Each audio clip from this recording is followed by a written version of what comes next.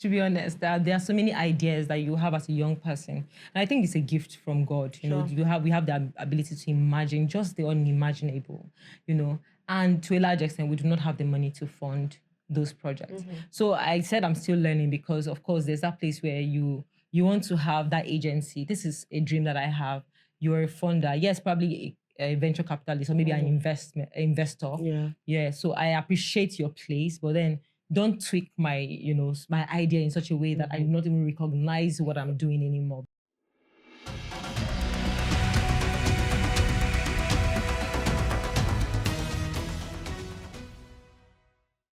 Hello and welcome to Spotlight on This is S24 TV. My name is Samir Osman Adam, and today we'll be discussing on a very important topic, which is nation building. In that regard, I bring you someone with vast knowledge and experience from that particular angle. Hi, Kiki. Hello, Samira. She doesn't like Kiki, but I call her Kiki and she'll go with that. So I'm 100% sure the viewers would love to know your name, what you do, and why you in nation building. So my name is Joy Agashua. I am a lawyer and I'm a policy and legislation developer and a human capital developer. So I do a lot of human capital development, build the youth, build the nation, right? So as a human capital developer, you're investing in people, making sure that, they have quantifiable experience, knowledge to be able to live very, substantial lives. And that translates, to the nation eventually. Okay. When you have very sound youth, you have people who are doing incredible work and work that's worthwhile, not necessarily indulging in wrongdoing or crimes and all of that, then it translates to a better nation, to a nation that is, driven by peace, by security, development, health, basically just transform the nation entirely. When we talk about nation building, people feel it's something that must be done with money. You must be in the system to contribute. You must be a government official, a politician. How do you think people can contribute to nation building? Okay, so nation building, I see it at the micro level and also the macro level. So at the grassroots, people can contribute at every strata, wherever you find yourself. I think that people can contribute nation building because the nation is made up of people, whether old, young, and even children. It's made up of people. So, and you find people everywhere within the nation. So to build the nation as a geographical, element, and also people, nationhood as people, people living together as, as a nation with that common knowledge and sense of belonging. I think that people can contribute through, imbibing the right mindset, through imbibing the right values, a common value that binds us together. And also, so beyond just infrastructural, because a lot of people think that is infrastructural, just building roads, building hospitals, and building schools and all of that. Those are very important. But I think that it starts with the individuals first. So when people have the right mindset and they have the right, something I would say education, whether, the mainstream education or not, and they're able to, live lives that are worthwhile, live lives that are beneficial, have a common benefit for every Nigerian. I think that's you contributing in one way or the other. So yes, in governance, I think that governance is very important. And governance transcends just, the executive, the judiciary, and also the legislature. It also transcends to governance of resources and all of those things. So yeah, so being in governance is also an added advantage. But then I think you can contribute at every level you find yourself. People feel like if you're not maybe a office holder, if you're not an SA, you're not an SLA, if you are not a PA, you are just like bound to be someone that sits behind the keyboard to insult politicians. How will you call on our youth to change that particular mindset of if they don't have a title, they cannot do anything? The title that everybody has is that we are individuals. We have life.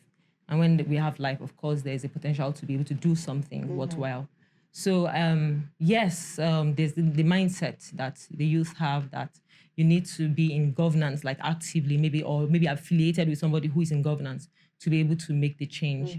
But I'm sure that we can agree that to a large extent, that narrative have been changed So the community that we see now, the young people, the crop of young people that we see now are doing incredible work. Some through advocacy, some are, investing in people, even behind, the scenes. And I feel like the people that even contribute behind the keyboard are also doing something, in my own opinion, because if you're working maybe in a firm that is, predominantly into entrepreneurship, you're still contributing probably to the GDP in one way or the other. If you permit me to say, sometimes is that lazy mindset that tells you that, oh, if I do not know a politician, if I'm not into politics, then I cannot do something worthwhile. But you're contributing in one way or the other. So be it advocacy, and don't despise the little things that you can do that can make, quantifiable change. Say for instance, recently I started something sometime in January this year. We're still in January, so it's very fresh.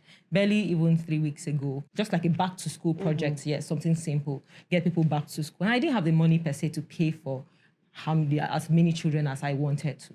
So what I did was that I wrote something on my WhatsApp status, and I got people who were willing to fund.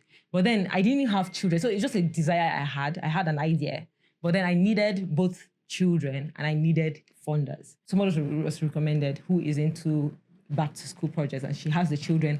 I have funders. So because people who responded, now I connected the dots. Eventually, now we have children in school. We have just about 7 children. That's not so much, but that's something. And let's talk about like your little knowledge about the legislative system of the country. You have been trained, mentored, and built by Legislative Mentorship Initiative, which, if I could remember, am I your senior or you're my senior in that regard? Yeah, my senior, please. Okay. For me, it changed my mindset. It changed the perspective in which I see governance. I'm sure if you've passed through that process, you will understand what exactly I'm talking about. Yeah. But there is one thing. How do you, in your own way, implement what you've learned? For what it's worth, I would say that the Legislative Mentorship Initiative, LMI, is a springboard for most of us. Yes, to be honest, it's a springboard.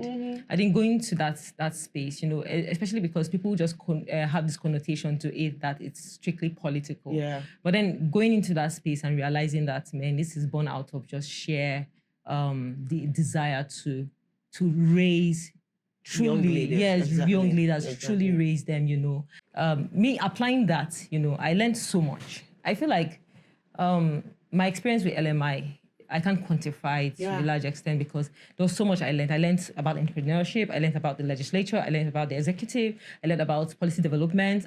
So there are these things that, just honed my leadership potential. But then beyond that, the skill set is there. How to comport yourself even, and even protocol, just protocoling wherever you find yourself, and all of those things. So I see that even that has affected, the way that I carry myself, the way that I present things, the way that I do even my research. To a large extent, I didn't know how to collect data, so, and data is very important, So I didn't know how to collect data per se, but we had facilitators who were policy makers. They know how to collect data, they know how to scrutinize, they know how to, analyze data and be able to, translate that into policy, or probably even law. So that was another thing I learned. The experience is top notch, and then one thing that I would always say is I learned that you do not discount your peers, right? So there's that place, and that's why we're here. Yeah, because there's a place where you meet people and you're like, I see $10, I want to run after Arteni because I just saw his book. Yeah, but you're like, I see this person, I want to be like this person, and you're trying to network with those people. But they also have their circle. They have people that they trust. Exactly. So it would take time for them to even trust you. Exactly. I probably want to work with you. So what stood out for me was the fact that the people that I was with in the house, young, vibrant, change makers, people who are driven by sheer passion. Yeah. They don't even have the money yet, but sheer passion. And now we're doing incredible things together. We're collaborating. And in the near future, when we get to that stage where we've always wanted to be, I would have Samira at that level as well. So that's how, so I learned something very fundamental. Don't discount your peers. Peer-to-peer mentorship, learning, very important. Exactly. it's something I will dearly hold on to. And I think this is a conversation we always have whenever we meet within us. It changed my mindset. It did this, it did Yes. that. And I'm sure they are seeing the things we do and they're probably saying, those are our babies. We nurtured them, Absolutely, definitely. absolutely. And I want us to look at something about policy making. Mostly, we have policies that had to do with almost everything we do in our daily lives and activities. But the implementation process, it's sometimes slow, or it never happens. What happened at the process? Probably even anywhere around the world. There are many reasons why. Sometimes maybe political will, people change of governance, when governance changes, people, maybe the previous person was interested, the next person is not interested in this, and probably this person is interested in education. When that was a health policy, that can probably just pause or halt or probably not even be implemented at all. It could be for reasons of that policy was not, crafted with proper consultation. So implementing is a problem. Say, for instance, you want to implement a policy in a rural area that has to do with tertiary education, and they are predominantly maybe uneducated. You need to, they are stakeholders. If you do not consult them, you probably would not even know how to implement such a policy in their community. So when there's no proper consultation, because some policies are actually grafted by experts who do not even have that the prior knowledge exactly of what is happening on exactly. So policies should be made in a very realistic way that you can realistically implementable, if I would use that word. So that's another reason. Another reason might just be maybe just for probably a policy maker did that for some kind of fame. Maybe not necessarily because he wanted to do something worthwhile. Just maybe I just need to get the attention of my something people. like eye service. Exactly, the attention of my people so that they can vote me again. So I'll just make this policy. This is what they want. Let me just do it and let's say, okay, exactly. I stood up at the chamber and spoke. Thank you. That can be one of the reasons. So there are many reasons. And another one can still be probably not proper funding, so funds are very important for literally everything. You need proper funding to be able to implement. So, and the cost of governance can affect that. So where the policy has been made, but then budgets, they've not budgeted that, or that hasn't been incorporated into a budget, that can affect, implementation. So there are just many reasons, to be honest. When it comes to anything that has to do with our generation, they feel we are lazy. They tag us as lazy Nigerians. And we have a lot to contribute.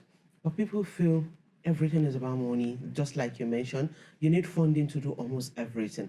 If you allow anybody fund your dream, it becomes as if the person owns you. He only dictates what he wants you to do. How do we create a barrier? To be honest, there are so many ideas that you have as a young person, and I think it's a gift from God. We have the ability to imagine just the unimaginable. And to a large extent, we do not have the money to fund those projects. So I said I'm still learning because, of course, there's that place where you want to have that agency. This is a dream that I have. You're a funder, yes, probably a venture capitalist or maybe an investor. Yeah. So I appreciate your place, but then don't tweak my idea in such a way that I do not even recognize what I'm doing anymore, because you have your ideas, and I believe that God has given us vast ideas. They are highly novel, so my idea, how I'll implement it, it's not the same way the way I will implement mine. So one thing I would always say is, because I think I've tried it a couple of times and it works, is the fact that I define what I want to do. I define who I'm looking for. And if you come and you do not have the appearance of what I'm looking for, I will decline. So it's just you standing your ground, because I believe that there's something I always say, and I believe it's true. When God gives you a dream, He provides, all that you need. He funds your dreams.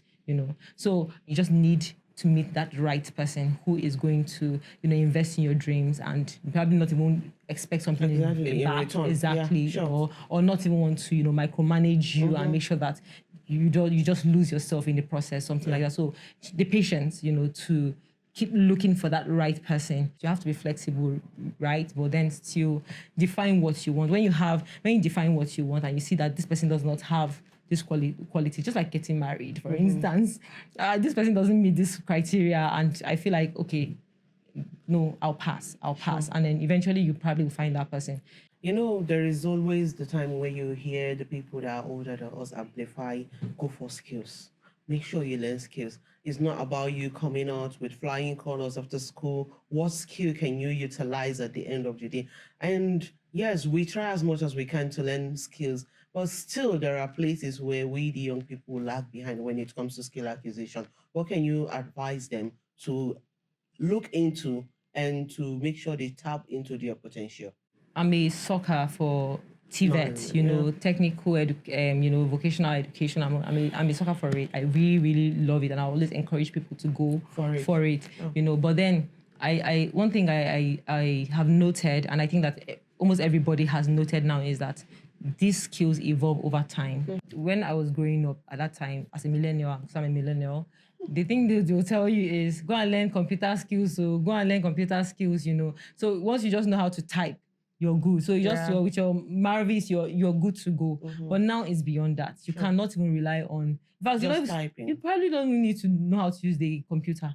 Know how to use a phone or a tab. You're good to go. Yeah. Do you understand? So the skills evolve. So I would say that learn skills that are viable in in your community or society, yes, your society, or viable at this time in your generation. Just learn skills that are viable, those that you can apply. Say now everybody's learning how to use AI. I had to, even me, I'm learning AI for real. I've jumped on the trend, you know. I've learned how to prompt, because sometimes you have to. So I use AI. And I'm not ashamed to say I use AI. A lot of people just have this thing, weirdness, but I use AI because it makes my work faster. It doesn't stop the fact that I'm an intelligent person and I can do my research. We do something quickly in-house. It's called rapid fire. I will ask you questions. It's either yes or no, or you just answer and amplify with a sentence. Okay. What's one word that defines our generation? Smart. Wow. How do you see Nigeria in 10 years? I see Nigeria as a country that is progressive. What's your biggest motivation? Money. I don't want to say anything. What's one problem you've seen yourself like you are able to solve as a lawyer and as a young person? I would say helping people change their mindsets, because I'm an encourager. Yeah. Your role in nation building? It's so much. It's very vast, but policy making, education, human capital development. It's a lot, to be honest. What's leadership to you? Well, leadership for me is, you know, connecting the dots for other people, doing for others what you would expect people to do for you, and also leading by example. If today you're at the forefront of creating change, what's one thing you will amplify people should hold on to? Education. What's your biggest strength? My biggest strength is my smile. What does failure mean to you?